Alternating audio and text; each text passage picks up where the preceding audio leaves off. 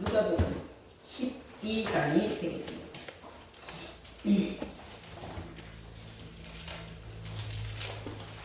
누가복음 12장 49절에서 50절까지 공부하겠습니다.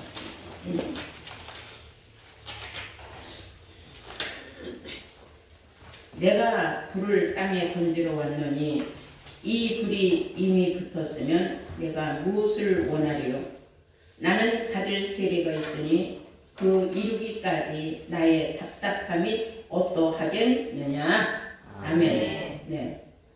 이 시간 하나님의 말씀은 누가복음 12장 49절에서 50절로의 말씀으로 제목은 회개의 세례와 구원의 세례라는 제목으로 말씀을 증거하도록 하겠습니다. 회개의 세례와 구원의 세례라는 제목으로 오늘 말씀을 증거하도록 하겠습니다. 세례라는 것은 죄를 씻어주는 의식을 세례라고 합니다. 오늘날 많은 교회에서 행하고 있는 아주 중요한 의식이죠. 세례라는 것은. 그런데 성경을 우리가 자세히 읽어보면은 회개의 세례가 있고 구원의 세례가 있다는 걸 알 수가 있어요. 세상에서는 회개의 세례를 많이들 하고 있어요. 물세례죠. 그러나 오늘 예수님이 말씀하시기를 내가 불을 땅에 던지러 왔노니 이 불이 이미 붙었다면 내가 무엇을 원하겠느냐 그랬어요. 나는 받을 세례가 있다 그랬어요. 예수님이 요단강가에서 세례 요한으로부터 세례받은 것은 성경에도 기록되어 있고 모르는 사람이 없어요. 기독교인들이 다 아는 사실이에요. 그래서 예수님도 세례받았기 때문에 우리도 세례받는다 하는 그러한 마음과 믿음으로 세례들을 받고 있죠. 근데 예수님은 내가 받을 세례가 있다 그랬어요. 그러면 요단강가에서 받은 세례 말고 그 세례는 진짜가 아니다 이거죠. 한마디로. 내가 받아야 할 세례가 또 있다. 여기에 대해서 오늘날 기독교인들이 누군가 생각해 본 사람이 있느냐? 여기까지는 생각을 못 해봤어요. 그냥 세례, 물세례로 다 죽어져서 기독교에서 많이들 행하고 있는 세례가 그냥 물속에 첨벙 넣다 빼는 거 침례라고 하죠. 툭 담갔다 빼는 거. 성부와 성자 이름으로 세례를 주로나 하고 그렇게 물속에 담갔다 빼는 수도 있고 또는 머리 위에다가 대적에다 물 담아가지고 3번을 이렇게 튕겨주기도 하고 애기 나면 유아세례라고 해서 애기 얼굴에다가 또 그 성수라고 하고 물을 3방울 떨어뜨렸어서 유아세례라고 합니다. 근데 그런 세례가 과연 우리를 구원시켜줄 수 있느냐 이거예요. 말 그대로 그것은 회개의 세례인데 아기가 세상에 태어나서 무슨 죄를 졌다고 그 아이가 회개의 세례를 받을 필요가 있겠습니까? 유아 세례라는 건 그거는 성경에도 없는 이야기예요. 여러분, 회개라는 것은 자기가 뭔가 잘못된 것을 깨닫고 반성하고 돌이키어서 옳은 길로 생각하는 것이 회개인 것입니다. 근데 물속에 들어갔다 나왔다고 해서 그 사람이 죄가 없어집니까? 그 사람이 잘못된 생각이 바뀌고 올바른 생각으로 새롭게 그 사람이 거듭납니까? 그건 아니에요. 그리고 오늘날 그 물세례를 받고서는 침례 증서다, 세례 증서다 하고 많이들 또 행행하고들 있어요. 또 너는 몇 월 며칠 날 세례 받았느냐 그것이 구원받은 날짜다 이렇게 또 증거하는 또 교회들도 있습니다. 여러분들은 고차원적인 말씀을 들었기 때문에 오늘 그런 세례가 중요한 것이 아니죠. 우리에게는 구원의 세례가 아주 가장 중요한 겁니다. 아멘. 그 회개의 세례 가지고는 우리가 구원받을 수가 없다는 것을 여러분들 알아야 돼요. 아멘. 오늘 이 말씀을 통하여서. 아멘. 자, 오늘 그러면 예수님은 왜 내가 불을 땅에 던지러 왔는데 불이 안 붙었다고 탄식을 했느냐? 그리고 이 불이 붙었다면 내가 무엇을 원하겠느냐? 나는 받을 세례가 있다 그랬어요. 예수님이 받아야 되는 그 세례는 또한 어떤 세례냐? 이런 것을 우리가 성경을 자세히 보고 깨달음으로써 여러분들이 구원의 세례를 받은 본인들이라는 것을 말씀을 통해서 깨달음받는 시간 되시기를 바랍니다. 아, 네. 세상이 다 아는 세례. 우리 한번 마태복음 3장 우리 주 예수님께서 세례자 요한한테 세례받은 걸 우리가 다 알고 있어요. 한번 보실까요? 마태복음 3장 보시겠습니다. 13절부터 보시면 이때에 예수께서 갈릴리로서 요단강에 이르러 요한에게 세례를 받으려 하시는데 요한이 말려 가로되 내가 당신에게 세례를 받아야 할 터인데 당신이 내게로 오시나이까? 예수께서 대답하여 가라사대 이제 허락하라.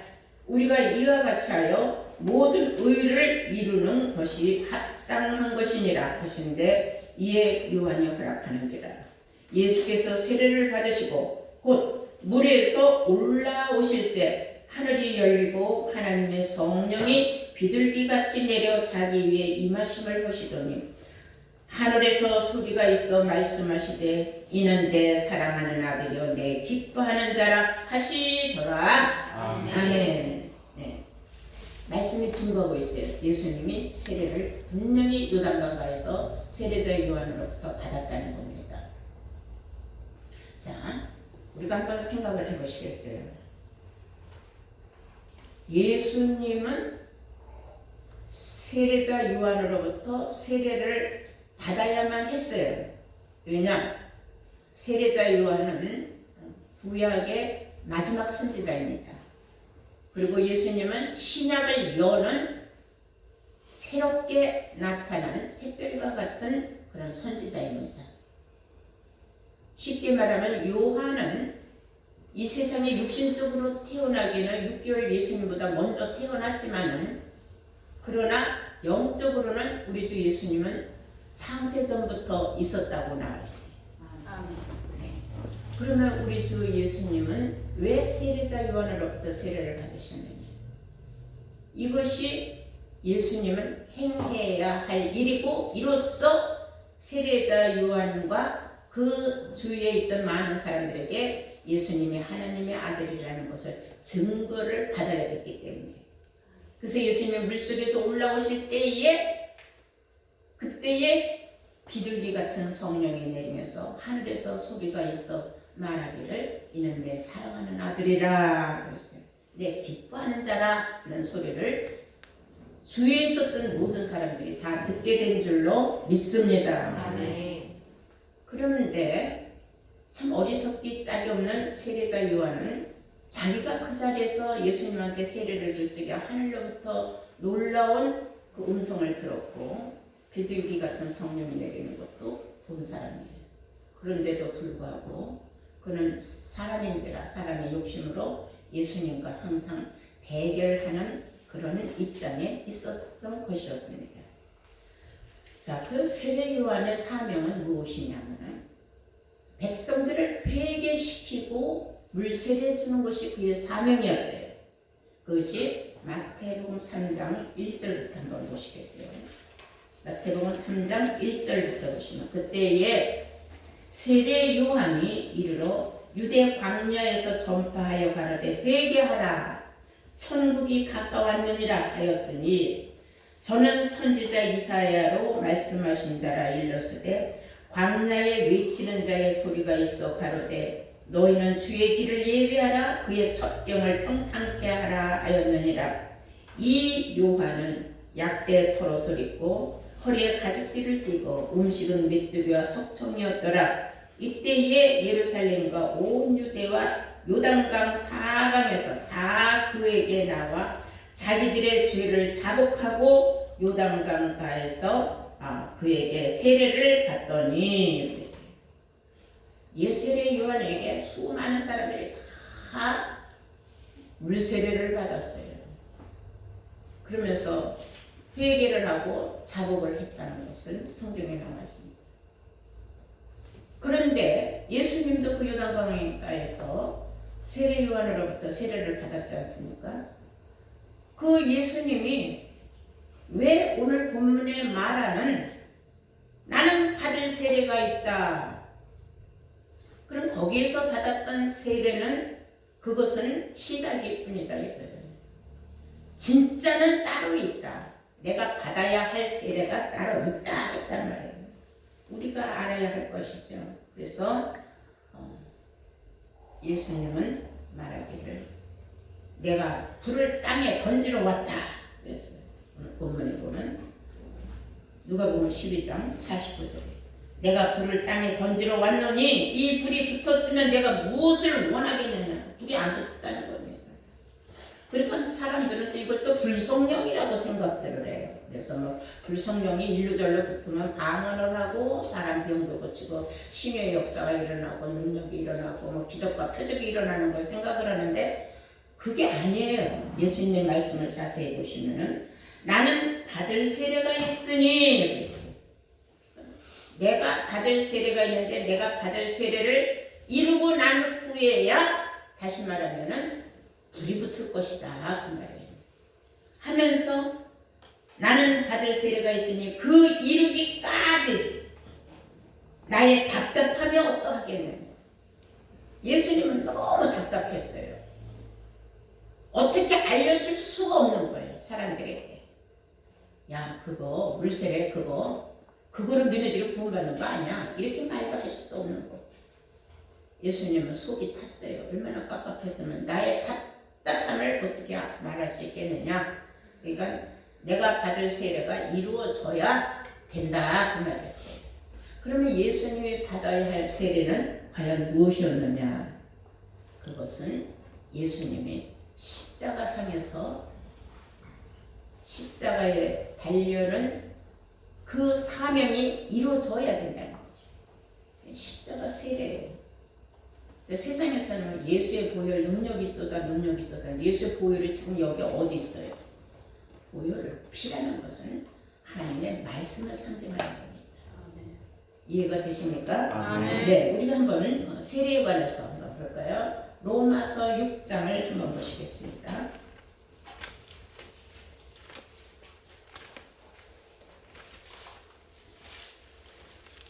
로마서 6장 3절을 보시겠어요?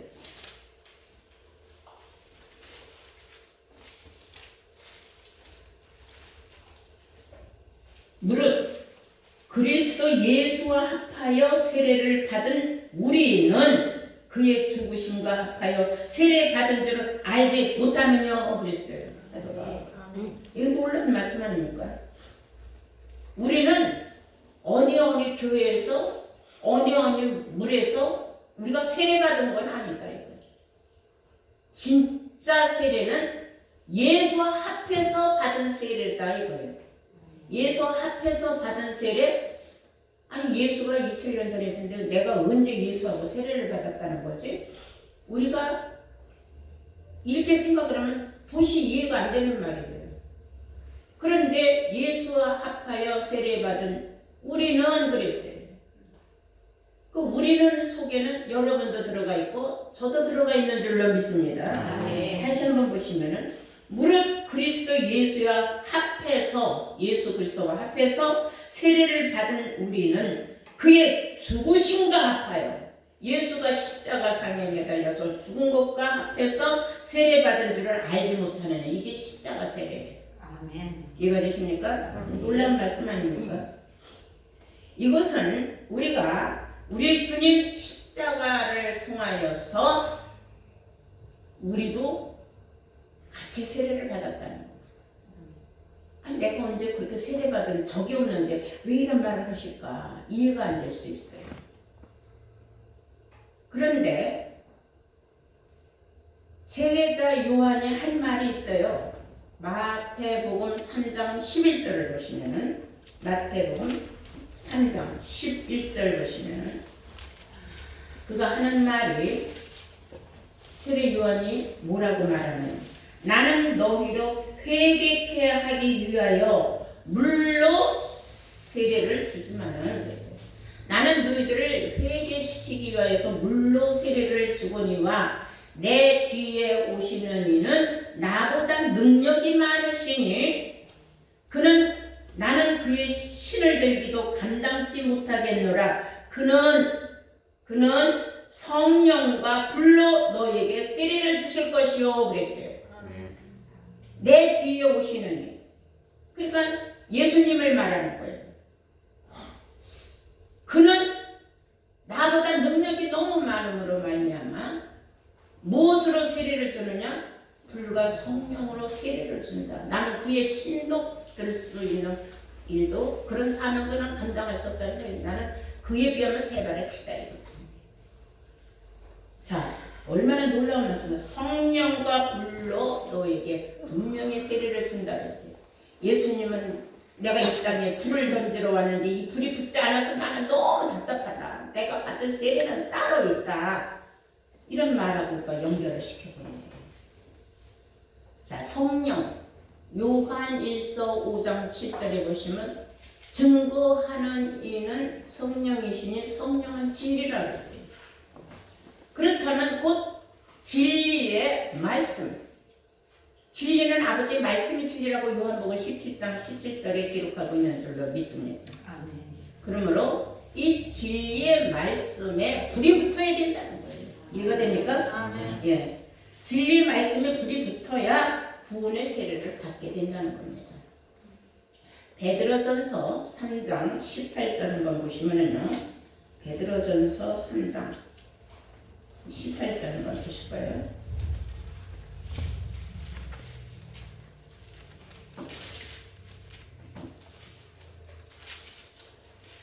그리스도께서도 한 번 죄를 위하여 죽으사 그랬어요. 그리스도께서도 한 번 죄를 위하여 죽으사 의인으로서 불의한 자를 대신하셨으니 이는 우리를 하나님 앞으로 인도하려 하심이라. 육체로는 죽임을 당하시고 영으로는 살리심을 받으셨으니 육체로는 십자가에 매달려 죽었지만은 그러나 영으로는 살리심을 받았다. 그리스도께서는 한 번 죄를 위하여서 죽었다 이거예요. 십자가에서 온 인류의 죄를 감당하기 위하여 십자가에 매달려 돌아가셨다 그랬어요. 그럼 그 죄라는 거는 세상에 알지 못하는 게 있어요. 단순히 예수님이 십자가상에서 매달려 돌아가셨기 때문에 우리의 죄가 없어졌느냐? 그게 아니에요. 죄의 근원은 율법에서 나온 거예요. 아멘. 이해가 되십니까? 아멘. 근데 그거를 세상은 알지 못해요. 율법을 우리 주 예수님이 자기 몸으로 폐하신 거예요. 아멘. 어디에서 몸으로? 십자가에서 자기 몸으로 폐했다고 에베소서에 나와 있어요. 자, 우리가 에베소서 한번 볼 거예요. 2장.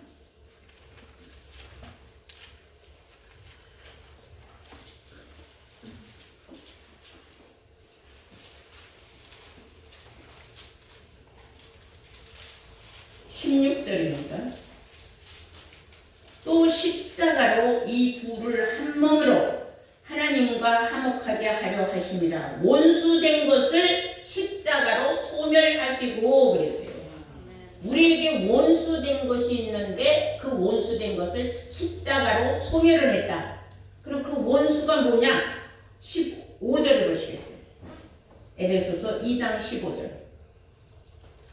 원수된 것, 십자가로 소멸할 수밖에 없었던 그 원수된 것은 뭐냐? 원수된 것, 곧 다시 말하자면 의문에 속한, 의문은 죽이는 법이라 했어요. 죽이는 법에 속한 계명의 율법을 자기 육체로 폐하셨으니 이는 이 둘로 자기 안에서 한 세 사람을 지어 화평케 하시려고 또 십자가로 이 둘을 한 몸으로 하나님과 화목하게 하려 하심이니라. 그래서 원수된 것을 십자가로 소멸했다. 아멘.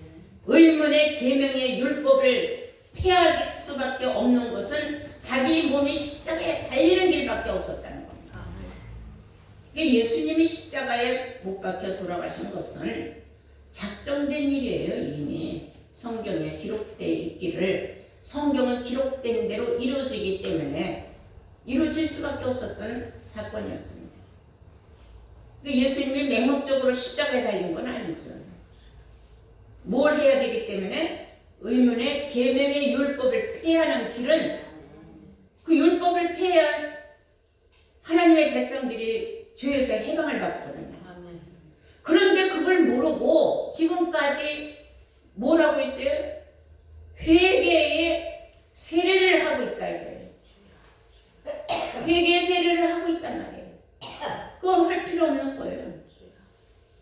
이미 다 예수님이 완벽하게 이루어진 것인데 우리를 죄에서 구원하시려고 구원의 세례를 이미 주시기 위해서 십자가에 못 박혀 돌아가셨는데 이 사실을 못 깨달았기 때문에 지금도 회개 세례를 주고 있다 이거예요.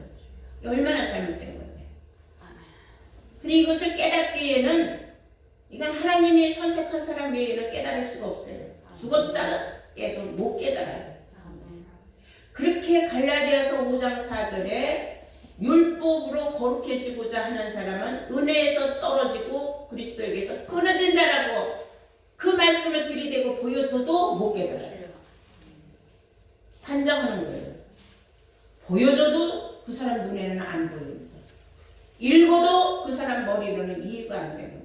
이게 참 성경은 신의 글이기 때문에 읽어도 1000번을 읽고 100번을 읽어도 못 깨닫는 사람은 못 깨달아요. 그러나 하나님의 택한 사람은 한 번의 지혜에 신이 확 들어가서 금방 깨닫는 거예요. 아멘. 여러분들이 바로 그런 사람들이 되기를 바랍니다. 아멘. 그래서 히브리서 10장 17절에 보면은 다시는 죄를 위하여 제사 드릴 필요가 없다 그랬어요. 아멘. 죄 때문에 주여 이 죄를 용서하여 주옵소서. 아버지여 저 백성들의 죄를 용서하시고 저의 죄도 용서하시고 이런 제사 드릴 필요가 없다 그랬어요. 성경에 다시는 죄를 위하여 회개의 세례를 줄 필요가 없다 그 말이에요. 제사 드릴 필요가 없다. 그런데도 지금 하고들 있다는 거예요. 한 발 더 앞서 나가서 우리 다 함께 보시려면 히브리서 9장을 보시겠어요. 히브리서 9장 다 함께 보시기 바랍니다.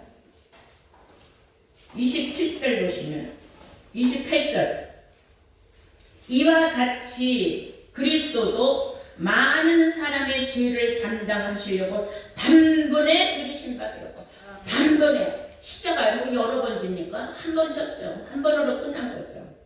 예.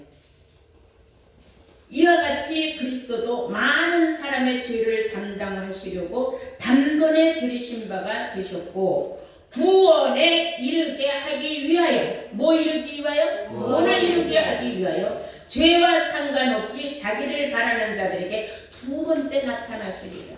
아멘. 두 번째 나타난다는 게 예수 재림을 의미하는 거예요. 그리고 예수 재림 입으로는 노래 부르듯이 하지만 재림 예수를 누구나 다 만나는 건 아닙니다. 죄와 상관이 없는 자만 만나게 되어 있어요. 성경이 기록되어 있기를 이 죄와 상관이 없는 사람은 구원의 세례를 받은 사람들이에요. 아멘. 이해가 되셨으면 아멘 하시기 바랍니다. 아멘. 네. 자, 그래서 그 죄와 상관이 없는 사람은 어떻게 해서 죄와 상관이 없게 됐느냐? 로마서 8장 1절을 보실까요?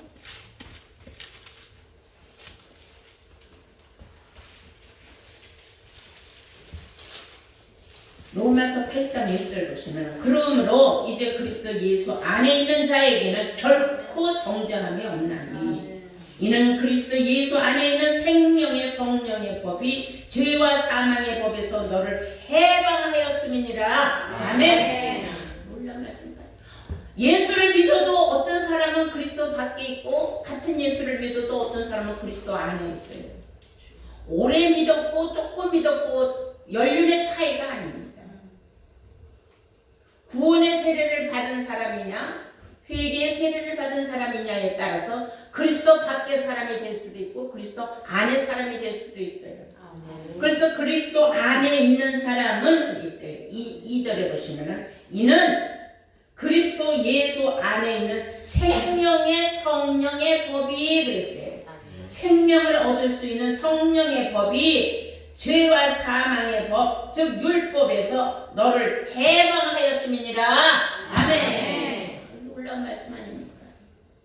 이런 사실을 깨달을 수 있다는 것. 성경이 이렇게 기록되어 있어도 이 말을 믿지 못하겠다는 사람들은 성경을 믿지 못하면 하나님을 믿지 못하는 거예요. 왜냐? 하나님 말씀이기 때문에 말씀을 못 믿대요. 말씀을 믿지 않으면 예수 믿을 필요가 뭐 있어요? 그냥 입으로만 주여 주여 하겠다는 거죠. 그래서 주여 주여 하는 사람마다 다 내 아버지 집에 들어올 것이 아니야. 다만 내 아버지의 뜻대로 행한 자라야 부르리라고 예수님께서 마태복음 7장 21절에 외치고 부르짖은 줄로 믿습니다. 아멘. 여러분들, 사랑하는 성도님, 여러분들이 이제 보니까 구원의 세례를 받았다는 걸 깨달았습니까? 아멘. 네. 진리의 성령을 받았어. 여러분들은 이제 마음속에서 아주 정말로 기가 막힌 불의 씨를 갖고 있는 거예요. 아멘. 이 불이 여러분들에게 이리 묻고 저리 묻고 저리 묻는데 아무나 붙는 게 아니에요. 여러분, 정말 사랑하는 여러분들이 이 구원의 세례를 받을 수 있는 기회를 얻었다는 것이 이거 얼마나 감사한 일입니까? 아멘. 아무리 알려줘도 성경을 들려주고 읽어줘도 모르는 사람은 못 깨달아요. 끝까지 들을 귀가 없기 때문에 못 깨닫는 겁니다. 그런데 톡하면 터지는 봉소나 같이 여러분들은 그냥 톡하면 탁 깨닫고 톡하면 탁 깨닫고 말씀 한마디만 던지면은 한마디 열마디 깨닫고 열마디 백말씀도 깨닫는 지혜를 얻게 된 줄로 믿습니다. 아멘. 사랑하는 성도님들, 여러분들이 오늘 이 시간, 이 짧은 예배 시간을 통하여서라도 이 기가 막힌 놀라운 엑기스의 말씀, 성경의 핵심의 말씀을 깨닫는다는 건 놀라운 축복입니다. 아멘. 아무리 말씀을 많이 하면 뭐 하겠습니까? 한 말씀이라도 듣고 그 말씀이 내게 구원의 약재료가 된다면 이보다 더한 생명의 말씀이 어디 있겠습니까? 아멘.